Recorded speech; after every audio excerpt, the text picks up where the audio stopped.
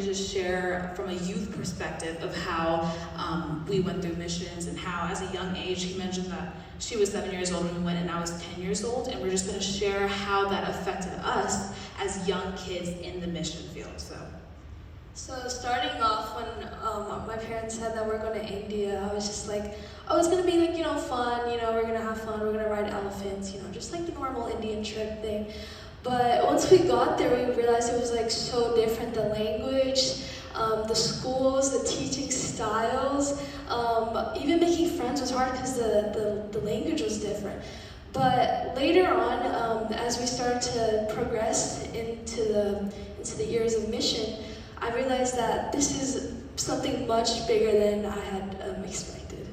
Yeah, this experience was life-changing. We saw many different things, but I do want to mention, my dad had mentioned about how he takes care of us and how Santa Pastor and his family takes care of us so well.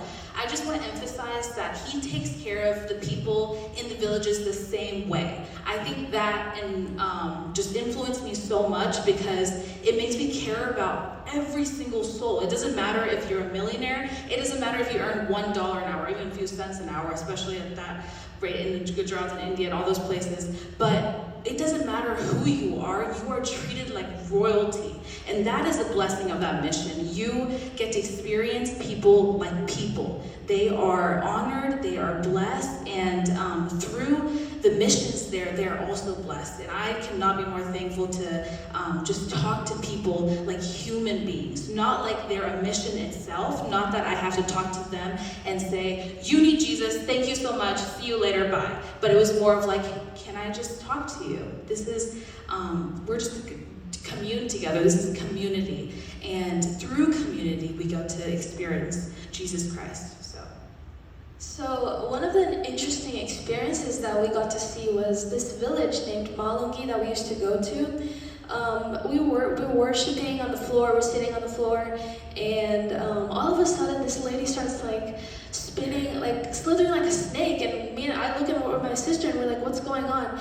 And after a while we realized that was a demon-possessed lady. And seeing that first, I was like, this is not just from the movies, like this is real life. It was definitely an eye-opening experience, but then they started praying and casting it out, and she was demon-free. She was had a whole new Jesus spirit in her, and seeing the joy and the transformation was just amazing to see what God can really do in someone's life. Yeah, and especially coming out of America, where we have to convince people that God is real.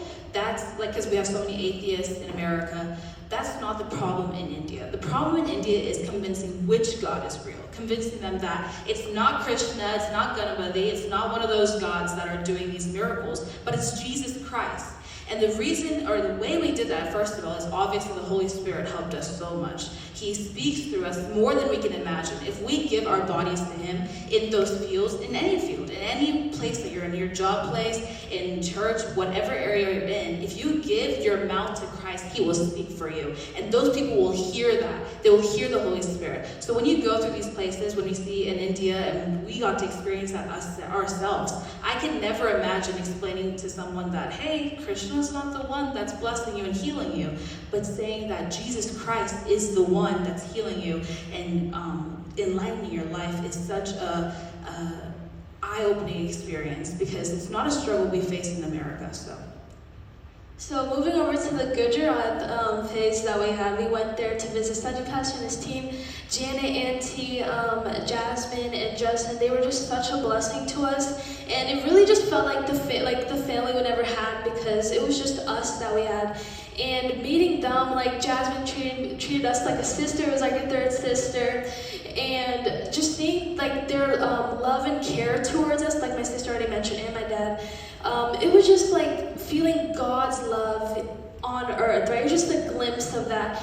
And one of the things that surprised me a lot was seeing the orphanages and the schools that were opened up for the kids, and going the extra mile just to make them feel God's love as well. Not only like keeping it to ourselves or hiding it away, but just like abounding it to another level. So that was just very inspiring for me to do the same to my friends, to my community, just spread God's love in a way like never before. Yeah, and this didn't affect just our time when we were there. This affects me to my life until this day. I just graduated with my degree with worship leadership, and I'm looking to masters to do cross-cultural experiences and world missions, because this is something that God has created a passion for me. These people get to be deserved to be treated like people. And I think that we get to see the importance of each and every single soul. They all need Jesus. It doesn't matter how deep they are in these villages. It doesn't matter how high they are in the mountains. But every single one of these people need Jesus. And this mission has been implemented in both of our lives through this experience. And our burden for people that Christ has for them has also been shared to us. So I think that anyone, if you go, even if you're empty-handed, even if you're like, I don't know what I'm doing, even if you're shy, whatever it is,